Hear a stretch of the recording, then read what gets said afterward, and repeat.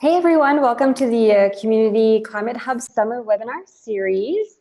For those joining us for the first time, welcome to the CCH initiative. My name is Emily Campbell-Rano. I'm the Climate Leadership Core Coordinator at Climate Reality Project Canada.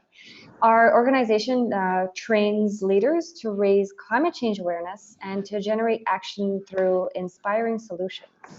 And just last week, we actually had a new wave of climate leaders that was trained in Seattle. And if ever you're interested to apply, you can visit climaterealityproject.org/training to apply. We're also helping create community climate hubs throughout the country. Their purpose is to help raise the bar on climate action in Canadian cities and inspire ambition at the provincial and federal levels. This webinar today is the second in our summer series, which you can see listed on your screen. Sign up for upcoming webinars at climatehub.ca. These webinars are meant to exchange the best practices and tools that you can leverage in your own cities to accelerate the transition to a low carbon economy. So today's webinar features Wendy Avis. She's a sustainability specialist at the City of Vancouver. She has 20 years experience in the sustainability field, specializing on a wide variety of issues such as energy, waste and water management, food systems, climate change mitigation and adaptation. She works as a sustainability specialist with the City of Vancouver, and she's responsible for providing support and advice in order to achieve targets set out in the Greenest City 2020 Action Plan and the Renewable City Strategy. She also has her own consulting business. And from 2011 to 2016, she was the manager of environment and sustainability at Vancouver Community College. She integrated sustainability into the college's strategic and operational practices. And she also worked at BC Hydro and at Environment Canada in a variety of research, policy, and outreach roles. Thank you for being with us.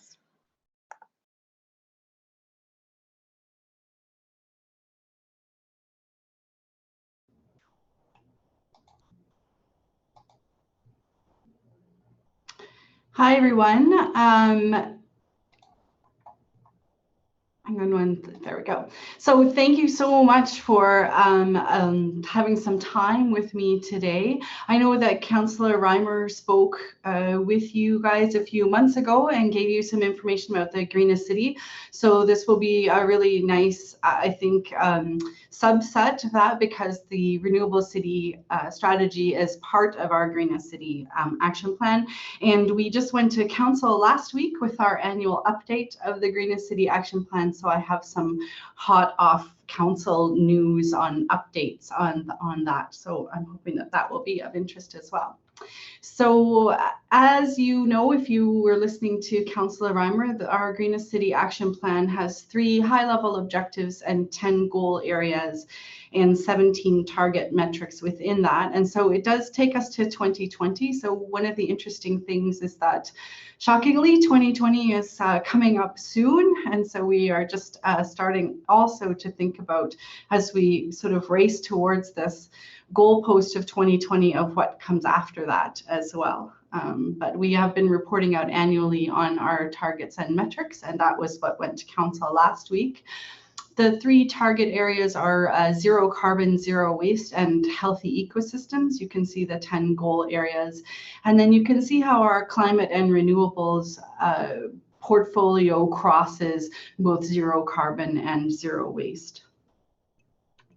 So here's our hot off the presses that we went to Council with last week to see how we're doing on our targets. So we've achieved 2 of our targets already, our 50% mode share. So that's cycling, walking, transit, so anything other than cars, and also our vehicle kilometers traveled per capita.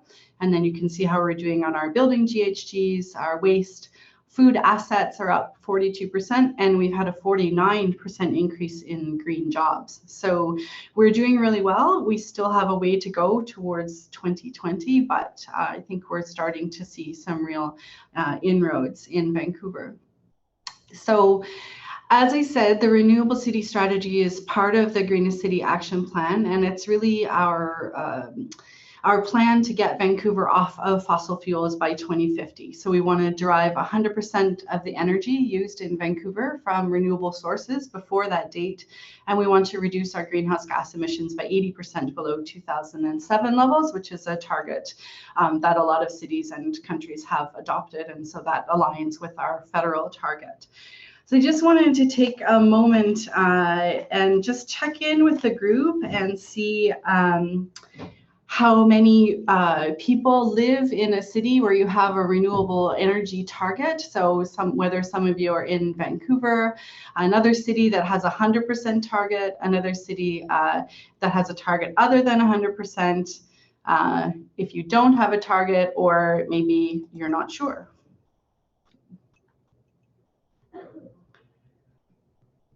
I'm not sure how the poll results are going to come up.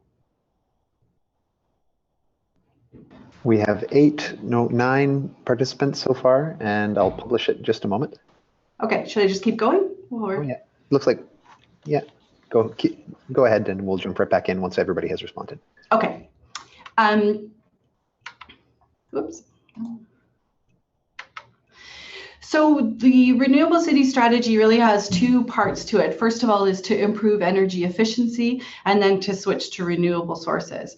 So in terms of this talk, what I was really hoping to get some input from those of you that are on the call is specifically around outreach and communications, because that's where we're focused on. And so I'm just going to pause there. So there we have. So we have a few people who live in Vancouver, some people who live in a place with a target other than 100%, and a lot of you aren't sure. So that's good. Maybe something to look up after the webinar.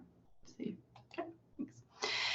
So yeah, so this is our approach. First, improving energy efficiency, and secondly, switching to renewable sources. And so I'm really interested in kind of, as we move forward and do consultation and outreach, I'll just say one of our challenges is that we tend to get a lot of focus on switching to renewable sources, and especially from the pushback we're getting is people are saying, well, if you switch from natural gas to electricity, this is how much it's going to cost you. But we were really trying to talk to people about the fact that our main goal is to improve energy efficiency, so you don't spend as much money on your energy, which means that renewable choices will be easier. So I'll just say that. 2 focus areas, building and transportation. So buildings are 54% of Vancouver's carbon pollution. Some of the things that we're working on is we've passed a zero emissions building plan, so that all new buildings built in Vancouver will be zero emission by the year 2030. We also have passed a rezoning policy, so that if you're rezoning a building in Vancouver, you have to meet energy efficiency and GHG targets that are about 50% reduction in GHGs. And that policy came into effect May 1st of this year. And then next March, we have a policy that comes into effect that is new energy efficiency targets in the building plan, the regular Vancouver building bylaw.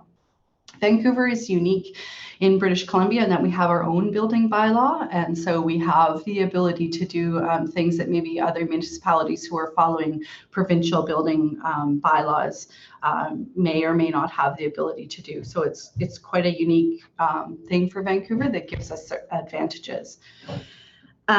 We are also just starting to work on retrofits of existing buildings and that policy, and I have to say we're not really sure what that looks like yet. So if anyone has input in that area, that would be very useful about how do we achieve some deep retrofits in buildings and in the existing building stock.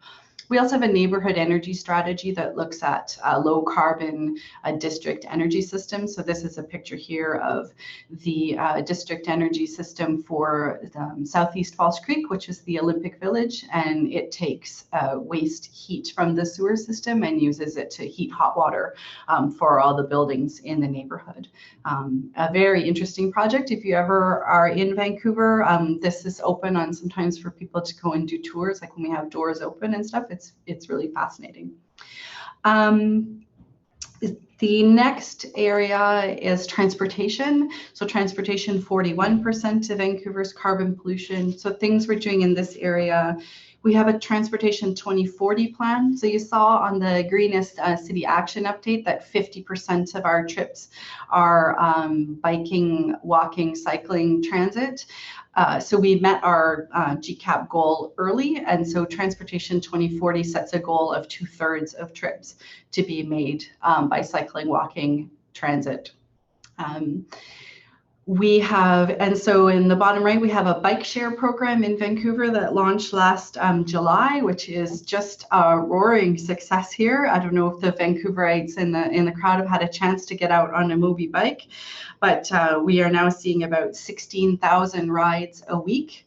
On the Mobi bikes, there are 1,200 bicycles and 115 stations now. And so now that the weather is finally nice in Vancouver and it's sunny, they've been breaking records daily of number of people out using the Mobi bikes. I use one to bike home now. There's a stop right in front of City Hall and a station right in front of where I live. And I bike down the large hill home and along the seawall, and it's lovely. So I personally am really enjoying it. We also were working on our electric vehicle ecosystem strategy. So that passed in the fall, where we're trying to increase charging stations. And we just had two pieces that went to council last week. One is charging, fees for electric vehicle parking spaces, because they are getting very popular. They have been free to park there. And so two issues. One is that there's high demand for them, and then because they're free, people park there and leave their car charging and stay for a long period of time because the parking is free.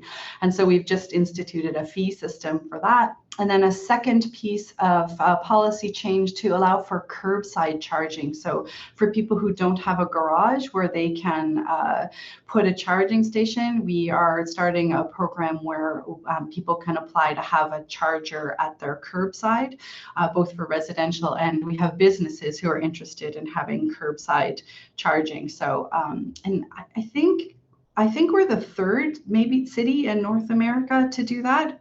So that'll be interesting to see how that rolls out. So that's a bit about the plan on transportation. We also, just going to cover this quickly, parts of the plan are looking at zero waste. This is really about our landfill that we have out in Burns Bog, and we do collect methane from the landfill, but we want to increase the amount that we're collecting. So we're trying to work on expanding that project. We also work as the city as a catalyst. We know that we have to role model these changes. And so looking at our fleets and public charging stations at community centers and places where people are coming.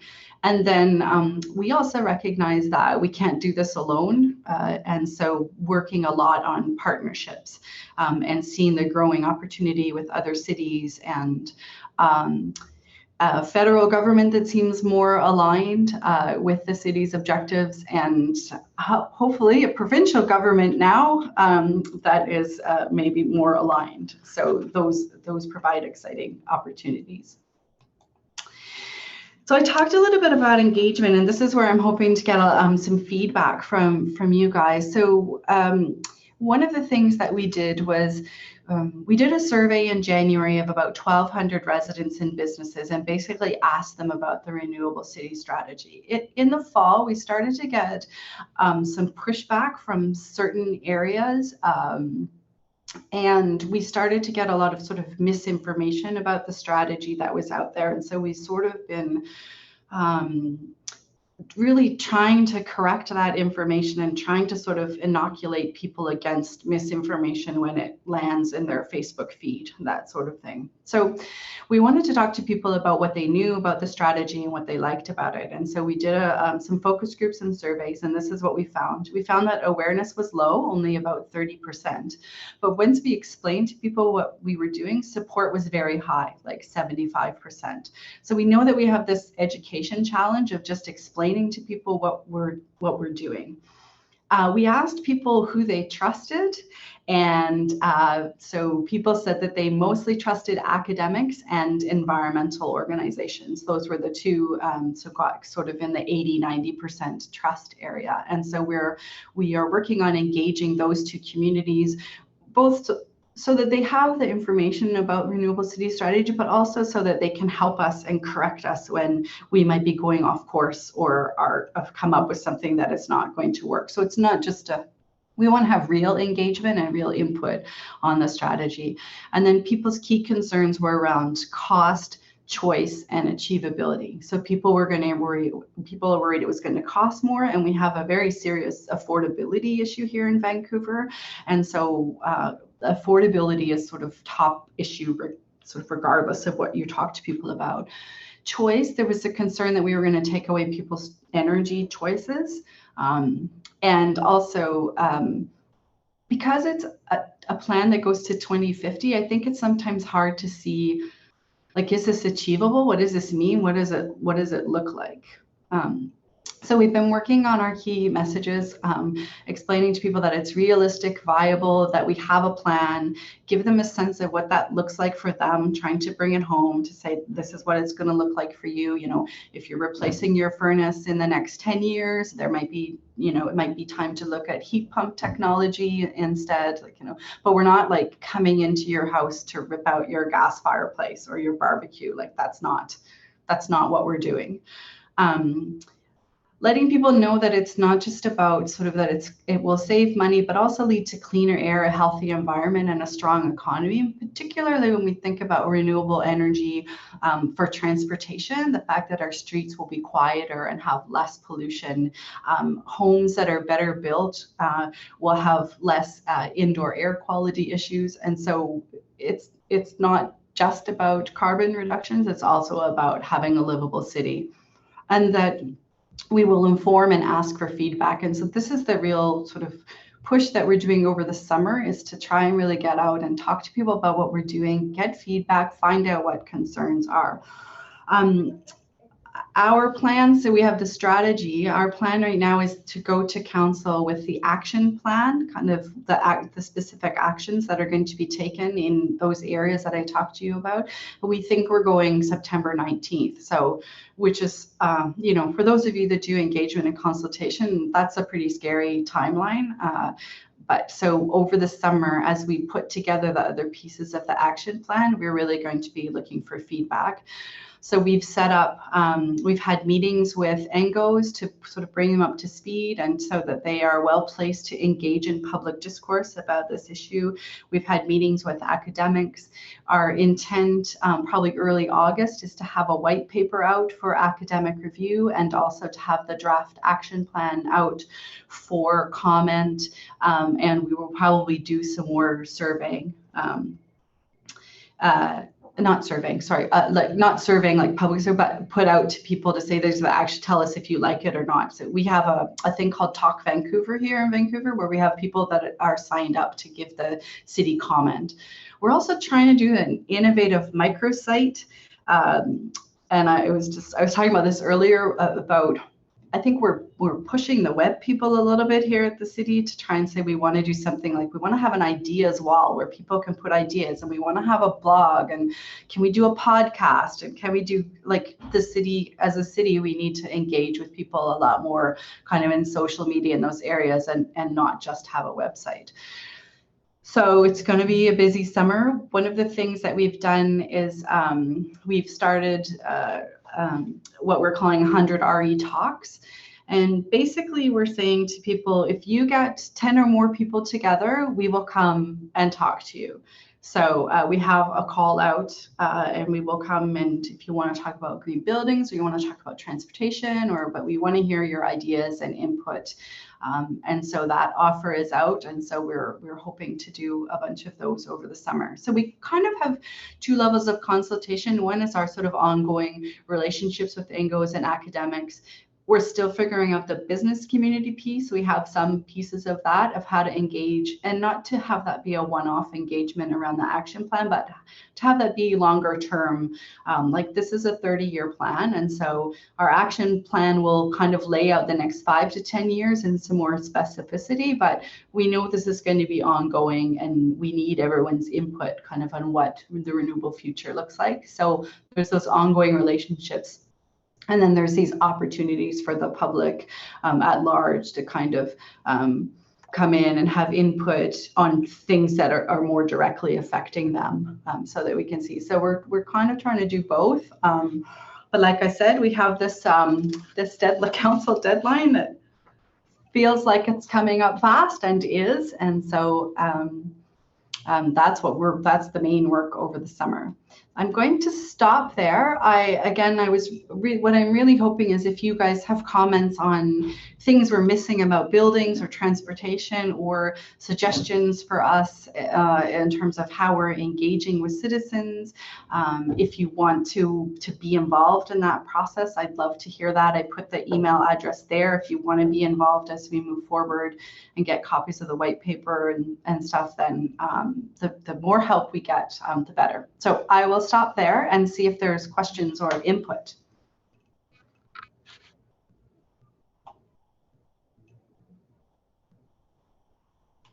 Yes. Great. So thank you so much, Wendy. I see there are a couple of questions, and as Wendy said, it would be great if everyone can use that Q&A box to put out any questions they have. Really important, she's here to answer the questions, and it's going to be great. I'm Alicia, by the way, Alicia Aaron. I'm an intern at Climate Reality, and I'm here to talk to you right now about the Community Climate Hub campaign. So Vancouver's doing all of these amazing things, and we are trying to create a larger campaign across municipalities in municipalities across Canada, in the cities you see on your screen, so Vancouver, Calgary, Saskatoon, Toronto, Vaudreuil-Soulanges, and Montreal. And these hubs are places where people can physically come together and meet and go about bringing about change in their municipalities. We're trying to use the campaign to bring about, to progress each municipality along the 5 milestone framework, which is measuring emissions, setting a reduction target, drafting a plan to meet the target, implementing the plan, and monitoring progress. So this really is something that across nation, you can see these changes, and we're trying to make it so that each municipality across the nation is implementing this type of performance, and then we can benchmark them and see how each municipality is doing. If you want more information about how to implement some of these things in your city and in your hubs, if you are in one currently, you can look back to previous webinars. There have been a lot of other information there. And as well, if you want a webinar, want a hub in your city, we are trying to open up more by the end of, I believe, August, and then even more by the end of the year. So keep your eyes open for that, and get in touch with us if you want to be a part of that. Now with that, I will move to the questions that are here, and I see that some of them have been answered already. And we'll see. Richard Nelson asks, do you have a plan to explore the integration of urban agriculture by way of vertical farming and aquaponics? I mean, we don't have a direct plan about that. I think in terms of the Greenest City Action Plan, there is work being done on food assets, and we also have a separate food strategy for the city of Vancouver that would incorporate that. So those would be places I would look for kind of a deeper dive into those areas. Great. And then the next question from Claire is, can you talk about your survey methodology? What tool do you use and how many people do actually participate? How you make sure all points of view are represented? Sure. So we did a two-stage. First, we did 2 focus groups that were segmented by age, so under 35 and over 35, to test our research questions and refine those. And then we did a phone survey. So it was a survey where people were phoned, either landline or cell phone, and asked to participate in a survey, and then they went online and completed the survey. And we had it available in English and in traditional and simplified Chinese. And we had about 1,200 responses between residences, about 1,100 residences and 100 businesses responded, and then we just checked that against the demographics of Vancouver, so age, renter and owner, ethnicity, a few other categories to make sure that we had a representative sample of Vancouver. So there were 2 categories where we weight adjusted the responses, and so that's how we got that was our survey methodology. Great. And then another question came up from our Aurora. Has our federal government taken a serious interest in Vancouver's sustainability efforts and sought to work with you to facilitate deeper change across Canada's metropolitans? I think that we're seeing across all of the cities increased engagement from the federal government. So some infrastructure funding coming and some money coming through the Federation of Canadian Municipalities. And so we are very involved in those organizations and in speaking with the federal government about what the objectives are for Vancouver. One of our key areas for us is transit. Transit has not had investments, and so we're basically at capacity. And so we will look at that mode share split.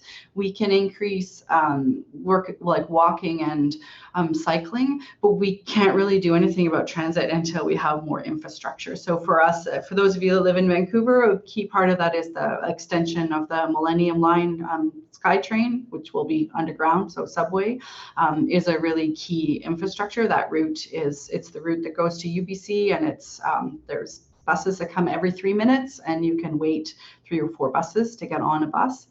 So I think the transit infrastructure will be a big one for us, as well as other funding. So I would say yes, it happens at a higher level than my pay grade, but we are seeing that. Councillor Reimer, she sits on the climate policy group of FCM, so we do have good ties there.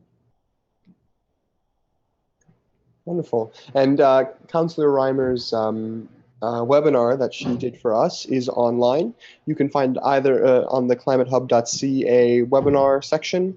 And if you don't see it there, then it's on YouTube under the Climate Reality YouTube, Climate Reality Project Canada, Climate Reality Project Canada YouTube page.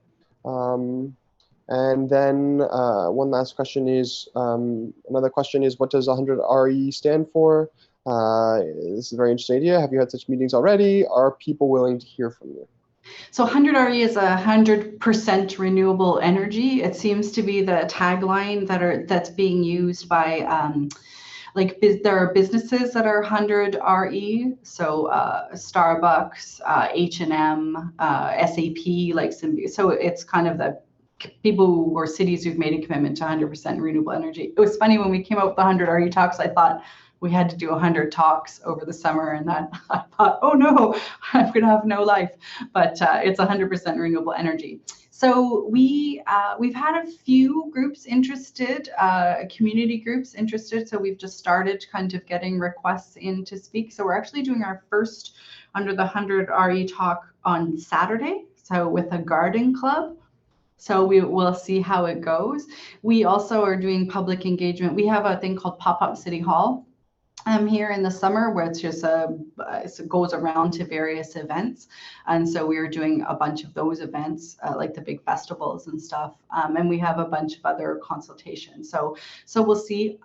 People, when we've been speaking to people are very, very willing to hear from us. I think people are excited that we're taking action, such a concrete action on climate change, sort of finally. And I think what our big challenge is trying to translate a strategy that goes to 2050 into people, like, what does it mean for them tomorrow? Because in some cases, it doesn't mean much, like if you're doing energy efficiency. So we're really like, how do people take advantage of energy efficiency? What happens if you're a renter? What does this look like? So people are really interested and excited. And I don't know, when I do, or our climate policy manager, when we do public talks, I don't get pushback. So we are getting some pushback from specific areas in social media.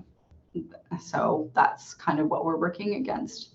So we do a lot of talk and then dispelling inaccurate information that people have about the plan. And once we correct that, people seem really happy.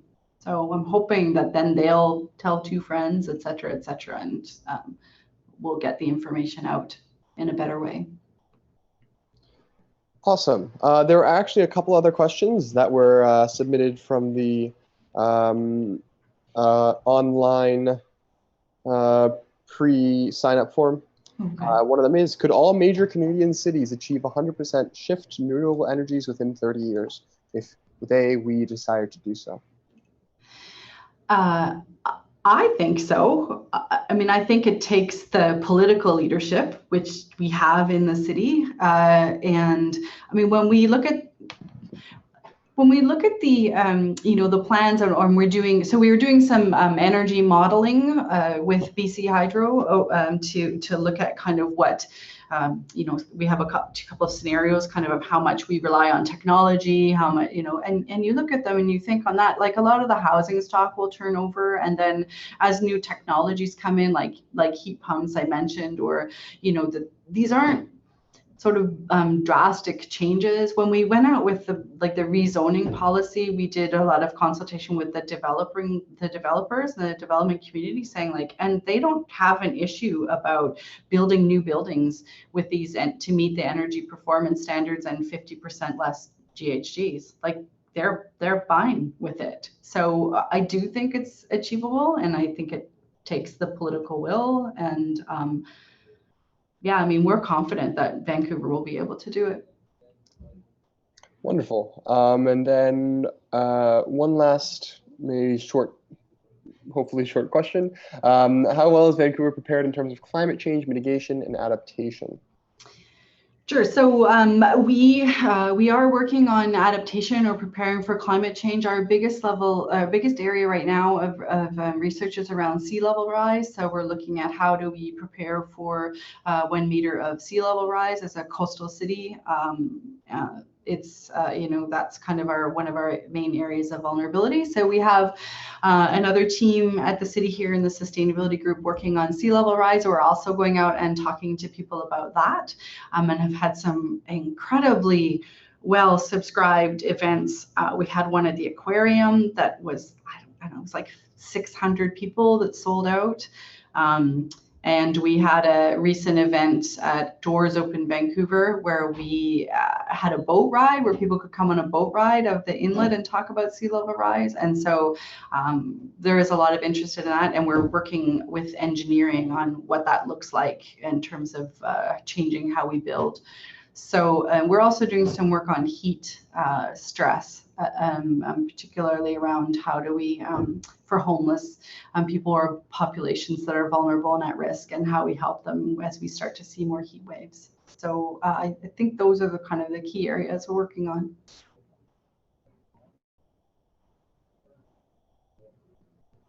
Oh, I lost Alicia. Okay. Right. Alicia's okay. No, that's fine. I'd like to invite Emily to jump back on and bring it home for us. Thank you all for being with us today. Okay, yes, thank you for sharing with us, Wendy. It was very interesting, and thank you to all the participants for joining us. We hope you come away with some knowledge and inspiration to get active in your own community, and we invite you to sign up to join a hub at climatehub.ca. Our next webinar will be held on Tuesday, July 11th at 5 p.m. Eastern. It will be taking place in French. It'll feature Karine Pelofi. She's the director of the Quebec Center for Environmental Law, and she'll be discussing with us municipal powers. Our next English webinar is about next generation organic waste management. Find out what crickets and dog treats have to do with taking your city carbon neutral. You can sign up on that same website, so climatehub.ca. So thank you all again and see you next week.